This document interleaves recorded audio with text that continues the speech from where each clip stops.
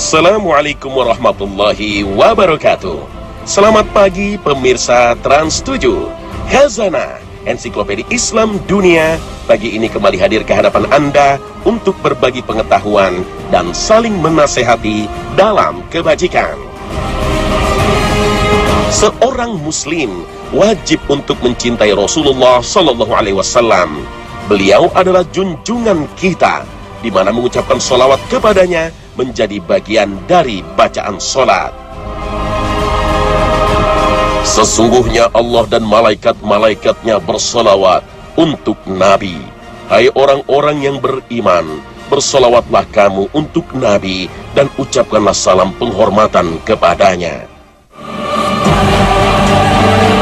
Muhammad bin Abdullah Sallallahu Alaihi Wasallam merupakan sosok yang mulia. Baginda Nabi adalah seorang pemuka Quraisy yang terkenal sebagai sosok yang jujur, adil, dan berakhlak mulia. Muhammad muda menjadi rujukan untuk meminta keadilan ketika terjadi perselisihan.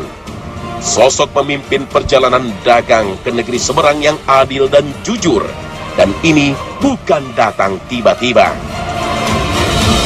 Sesungguhnya Allah memilih Kinanah dari garis keturunan Ismail, dan memilih Quraisy dari garis keturunan Kinanah, dan memilih dari garis keturunan Quraisy Bani Hashim, dan memilih saya dan Bani Hashim. Kemuliaan nasab Rasulullah Sallallahu Alaihi Wasallam terutama dari garis keturunan ayahanda beliau. Kakek beliau adalah Abdul Muttalib. Ketika Rasulullah Sallallahu Alaihi Wasallam berstatus yatim piatu, maka pengasuhan baginda Nabi jatuh kepada sang kakek. Abdul Muttalib memiliki 10 orang putra, dan salah satunya adalah Abdullah yang juga ayahanda Nabi Sallallahu Alaihi Wasallam. Putra beliau yang lain adalah Abu Thalib, Abu Lahab, Hamzah, dan Abbas. Merekalah para paman Nabi yang tercatat dalam sejarah perjuangan Nabi.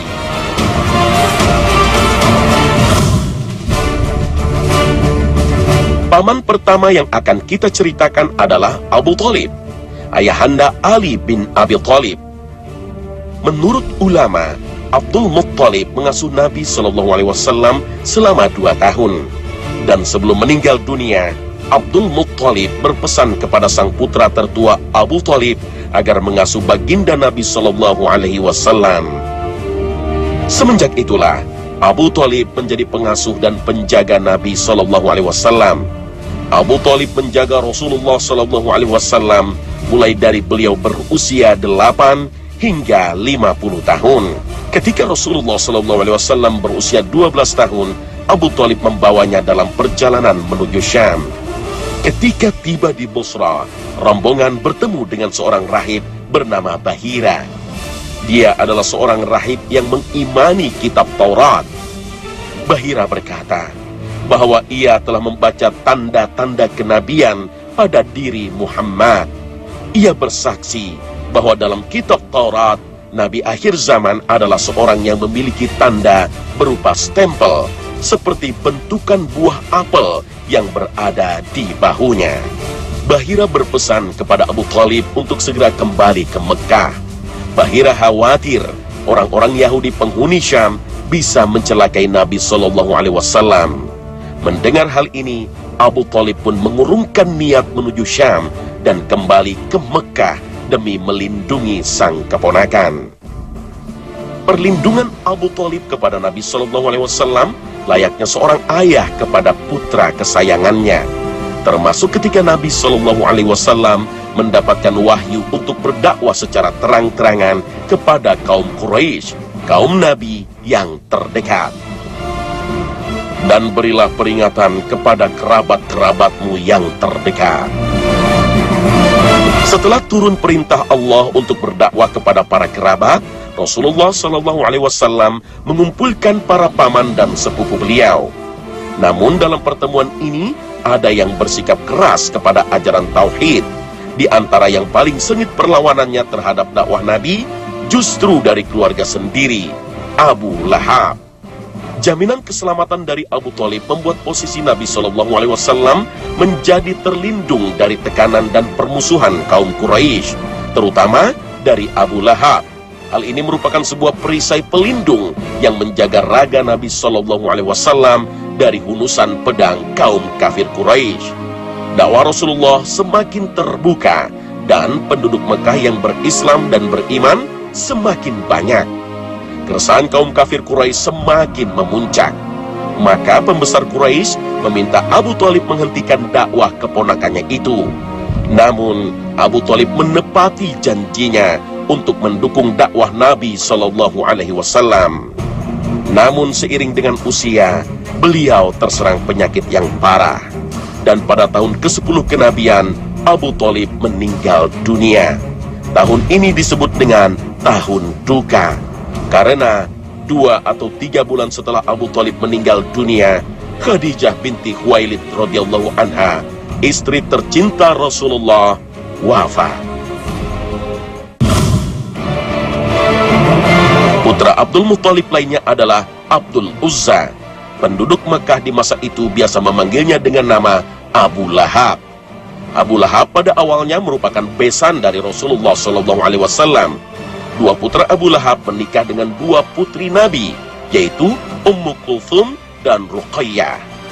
Namun, ketika Nabi Muhammad SAW mendakwahkan kenabiannya, Abu Lahab memerintahkan kedua putranya untuk menceraikan istri-istri mereka.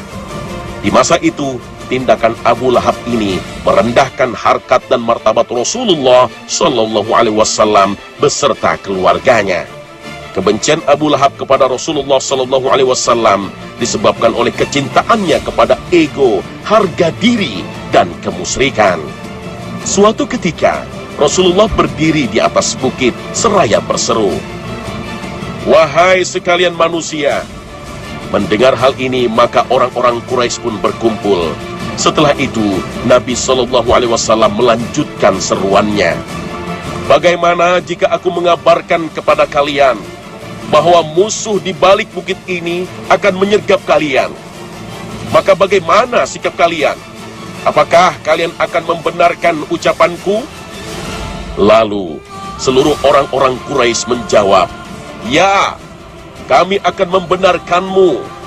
Setelah itu, Baginda Shallallahu Alaihi Wasallam kembali melanjutkan sabdanya, "Sesungguhnya aku adalah seorang pemberi peringatan bagi kalian. Sesungguhnya aku adalah pemberi peringatan kepada kalian. Sesungguhnya di hadapanku akan ada azab yang pedih." Melihat hal ini, Abu Lahab langsung berkata, "Apakah karena itu kamu mengumpulkan kami? Sungguh kecelakaanlah bagimu." Maka turunlah surah Al-Lahab. Tabbat yada abi lahabin wa tab ma aghna anhu maluhu wa ma kasab sayasla naran dhata lahab وامرأته حمالة الحطب في جيدها حبل من مسد. Tafsiran dari surah Al-Lahab ayat pertama menunjukkan kejelekan doa yang menimpa Abu Lahab. Allah Ta'ala memberitakan bahwa Abu Lahab sungguh akan binasa. Hal ini diperkuat dengan tafsiran ayat kedua yang menjelaskan bahwa Abu Lahab telah rugi, putus harapan, dan semua amalannya akan sia-sia. Dan sungguh kebinasaan yang akan menimpa dirinya akan benar terlaksana. Di akhirat kelak, Abu Lahab akan mendapat balasan yang jelek dan akan disiksa dengan api yang bergejolak, sehingga ia akan terbakar dengan api yang amat panas.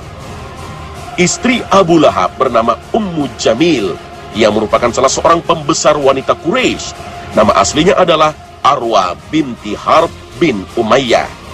Ummu Jamil selalu membantu suaminya dalam kekufuran, pertentangan, dan juga pembangkangan pada Rasulullah Shallallahu Alaihi Wasallam. Oleh karena itu, pada hari kiamat, Ummu Jamil akan membantu menambah siksa Abu Lahab di neraka Jahanam. Istri Abu Lahab akan membawa kayu bakar, lalu ia akan bertemu suaminya Abu Lahab. Lalu ia menambah siksaan Abu Lahab. Dan memang istri Abu Lahab dipersiapkan untuk melakukan hal ini. Di leher Ummu Jamil ada tali sabut dari api neraka. Maksud dari pembawa kayu bakar adalah kebiasaan Ummu Jamil yang sering menyebar namimah, yaitu sikap gemar mengadu domba. Tapi ada beberapa ulama yang menafsirkan makna pembawa kayu bakar adalah karena kegemaran Ummu Jamil meletakkan duri di jalan yang biasa dilewati Rasulullah SAW. Ada juga ulama yang berpendapat bahwa makna di lehernya ada tali dari sabut adalah sikap Ummu Jamil yang memakai kalung dengan penuh kesombongan. Lantas ia berkata, "Aku menginfakkan kalung ini dan hasilnya digunakan untuk memusuhi Muhammad." Akibat dari sikap ini, Allah Ta'ala memasangkan tali di leher Ummu Jamil dengan sabut dari api neraka. Kehidupan Abu Lahab mengajarkan kita beberapa hal. Pertama adalah kebenaran ketetapan Allah atas kebinasaan Abu Lahab, akibat besarnya kebencian dan kejamnya perlakuan Abu Lahab kepada Rasulullah. Hal kedua yang bisa dipetik adalah pentingnya menempatkan iman di atas hubungan kekeluargaan. Abu Lahab dan Rasulullah SAW memiliki hubungan sebagai paman dan keponakan. Namun, ketiadaan iman dan kemusyrikan Abu Lahab membuatnya hancur dalam siksa api neraka. Hamzah bin Abdul Muttalib radhiyallahu anhu merupakan paman sekaligus saudara sepersusuan Rasulullah sallallahu alaihi wasallam. Ibu susu mereka adalah Suwaibah. Salah satu keutamaan Hamzah bin Abdul Muttalib radhiyallahu anhu, selain seorang paman, beliau juga sahabat Nabi. Penghulu para syuhada pada hari kiamat adalah Hamzah bin Abdul Muttalib. Hamzah bin Abdul Muttalib radhiyallahu anhu mendampingi Rasulullah SAW dalam perang Uhud. Di depan baginda Nabi dia berkata, "Aku adalah singa Allah Azza wa Jalla." Rasulullah SAW juga pernah bersabda, "Demi zat yang jiwaku berada di tangannya, sesungguhnya Hamzah bin Abdul Muttalib telah diutus di langit ketujuh, bahwa dia adalah singa Allah Azza wa Jalla dan Rasulnya." Ketika Allah Azza wa Jalla mengizinkan Rasulnya untuk berperang, Nabi SAW mulai mengutus para pasukan perang ke berbagai wilayah dengan tujuan tertentu. Saat itu panji pertama yang dibuat Rasulullah SAW adalah untuk Hamzah bin Abdul Muttalib radhiyallahu anhu. Rasulullah SAW mengutus sang paman bersama 30 muhajirin untuk menghadang kafilah dagang Quraisy. Rombongan dagang itu datang dari negeri Syam dan dipimpin oleh Abu Jahal bin Hisham. Di Saiful Bahar dari arah Al-Ils, pasukan Hamzah bin Abdul Muttalib radhiyallahu anhu bertemu dengan Abu Jahal dan para pengikutnya yang berjumlah 300 orang. Kedua kelompok itu memilih berperang dan menghunus pedang-pedang mereka. Namun pertumpahan darah urung terjadi karena Majdi bin Umar al-Juhani memisahkan kedua kelompok ini. Dikisahkan dalam perang Badar al-Kubra, Hamzah adalah pejuang terdepan dalam mubarazah atau perang tanding. Saat itu Utbah menantang adu tanding. Mendengar hal ini, beberapa pemuda Ansor maju dan menjawab tantangan Utbah. Namun, Utbah menolak berduel dengan mereka. Utbah dan pasukan Quraisy dari Mekah ingin berduel dengan kaum muhajirin. Utbah menganggap kaum muslimin yang berhijrah dari Mekah menuju Madinah adalah musuh sejati. Kemudian Rasulullah SAW bersabda, "Berdirilah wahai Hamzah, berdirilah wahai Ali, berdirilah wahai Ubadah bin Al-Harith." Kemudian Hamzah mendatangi Utbah, Ali mendatangi Syaibah, sedangkan Ubadah dan Al-Walid saling memukul 2 pukulan. Setelah Ali dan Hamzah mengalahkan musuh, mereka menuju Al-Walid dan membunuhnya.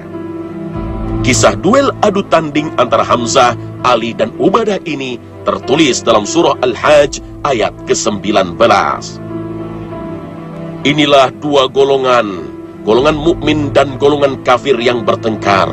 Mereka saling bertengkar mengenai Tuhan mereka. Maka orang kafir akan dibuatkan untuk mereka pakaian-pakaian dari api neraka, disiramkan air yang sedang mendidih ke atas kepala mereka. Dalam perang Uhud, Hamzah wafat dalam hunusan tombak budak kafir Makkah. Pembunuh Hamzah radhiyallahu anhu adalah seorang bernama Wahsy. Dia bercerita, "Dahulu aku adalah budak Jubair bin Mut'im. Pamannya yang bernama Tuaimah bin Adi terbunuh di perang Badar. Dia dibunuh oleh Hamzah radhiyallahu anhu. Majikanku Jubair berkata kepadaku, jika engkau berhasil membunuh Hamzah radhiyallahu an, maka engkau akan bebas. Maka demi kebebasan status budak, Wahsy melakukannya." Wahsy berkata, "Aku dahulu adalah ahli tombak. Sedikit sekali lemparan tombakku yang meleset dari sasaran. Lalu aku keluar bersama beberapa orang. Ketika kedua pasukan telah bertemu, aku pun mengambil tombakku. Lalu aku melihat Hamzah radhiyallahu anhu ada di antara orang banyak. Ia seperti unta yang berwarna keabu-abuan, yang mengancam orang-orang dengan pedangnya. Demi Allah Azza wa Jalla, sesungguhnya aku telah bersiap-siap untuk bertarung dengannya. Dan tiba-tiba aku didahului As-Siba bin Abdul Uzza al-Huzai. Tatkala Hamzah radhiyallahu anhu melihatnya, Hamzah berkata, 'Kemarilah wahai anak wanita tukang khitan.' Kemudian dipenggal oleh Hamzah radhiyallahu anhu. Demi Allah Azza wa Jalla, tidak luput sabetan pada kepalanya. Aku tidak melihat sesuatu yang lebih cepat dari jatuhnya kepala. Kemudian aku pun menggerakkan tombakku, dan ketika telah benar-benar yakin, aku pun melemparkannya. Lemparanku tepat mengenai perut bagian bawahnya, hingga tembus ke antara kedua kakinya. Ia pun pergi untuk bangkit, akan tetapi tidak kuat.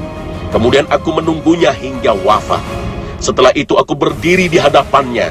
Aku ambil tombakku, dan kemudian kembali ke pasukan dan duduk."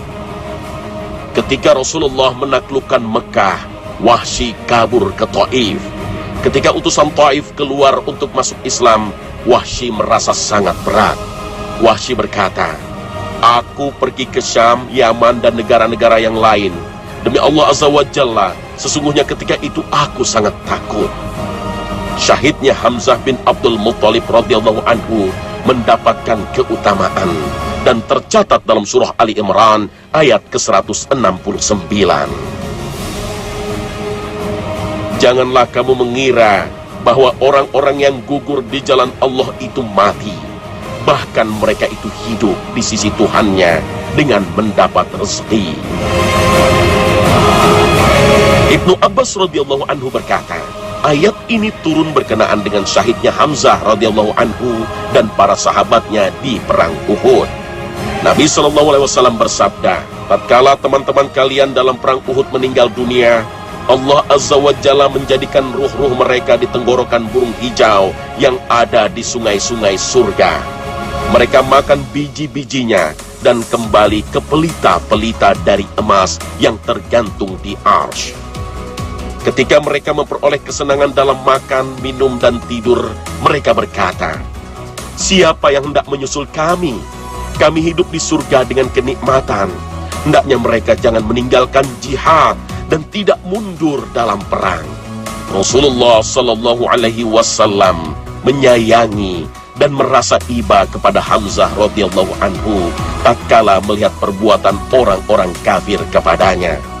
Anas radhiyallahu anhu mengatakan, pada saat Uhud, Rasulullah Sallallahu Alaihi Wasallam berdiri di hadapan jasad Hamzah radhiyallahu anhu yang terluka parah. Beliau bersabda, seandainya saja Safiyah tidak menemukan jasadnya, pasti dia akan meninggalkannya hingga Allah Azza wa Jalla mengumpulkannya di perut binatang buas atau burung. Paman Nabi yang mendampingi dakwah Nabi Sallallahu Alaihi Wasallam lainnya adalah Abbas bin Abdul Muttalib radhiyallahu anhu. Ia memiliki nama panggilan Abu Fadil. Abbas bin Abdul Muttalib termasuk pemuka Quraisy, baik semasa jahiliyah maupun setelah Islam.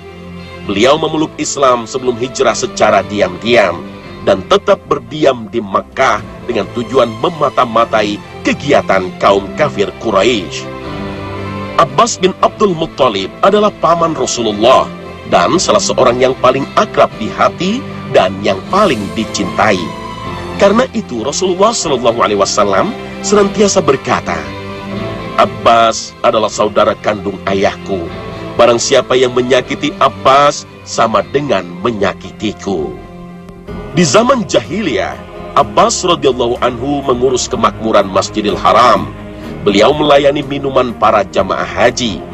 Abbas radhiyallahu anhu pernah menjadi pembantu dan penasihat utama Rasulullah SAW, termasuk dalam peristiwa Bai'at Al-Aqabah menghadapi kaum Ansor dari Madinah. Menurut ulama ahli sejarah, Abbas bin Abdul Muttalib radhiyallahu anhu dilahirkan 3 tahun sebelum kedatangan pasukan gajah yang hendak menghancurkan Baitullah di Makkah. Artinya, Abbas lebih tua 3 tahun dari Rasulullah SAW. Ibunda Abbas bin Abdul Muttalib adalah Natilah binti Khabat bin Kulayb. Ia seorang wanita Arab pertama yang memasang kelambu sutra pada Baitullah Al-Haram. Ketika Abbas masih anak-anak, ia pernah hilang. Sang ibu lalu bernazar, kalau putranya itu ditemukan, ia akan memasang kelambu sutra pada Baitullah. Tak lama setelah itu, Abbas ditemukan, dan Natilah menepati janjinya itu. Istri Abbas radhiyallahu anhu terkenal dengan panggilan Ummu Fadl, yang artinya ibu dari si Fadl. Panggilan yang disematkan sesuai nama anak sulungnya, Al-Fadl. Abbas radhiyallahu anhu berwajah tampan. Ia duduk di belakang Rasulullah SAW ketika beliau menunaikan haji wada atau haji perpisahan. Para ulama berbeda pendapat tentang masuk Islamnya Abbas radhiyallahu anhu. Ada yang mengatakan sesudah penaklukan Khaybar, ada yang mengatakan lama sebelum perang Badar. Banyak pendapat yang menyatakan bahwa Abbas radhiyallahu anhu adalah penyebar berita mengenai kegiatan kaum musyrikin Mekah kepada Nabi SAW yang sudah hijrah ke Madinah. Pendapat lain juga menyebutkan bahwa Abbas radhiyallahu anhu pernah menyatakan keinginannya untuk hijrah ke Madinah. Tapi Rasulullah menyatakan, engkau lebih baik tinggal di Mekah.